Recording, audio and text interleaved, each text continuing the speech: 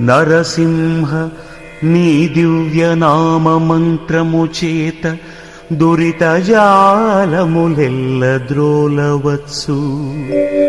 నరసింహ నీ దివ్యనామ మంత్రము చేత బలుపైన రోగముల్ బాపవచ్చు.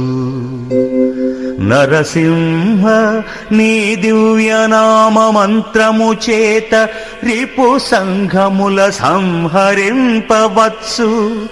నరసింహ నీ దివ్యనామ మంత్రము చేత దండహస్తుని బంట తరుమవచ్చు.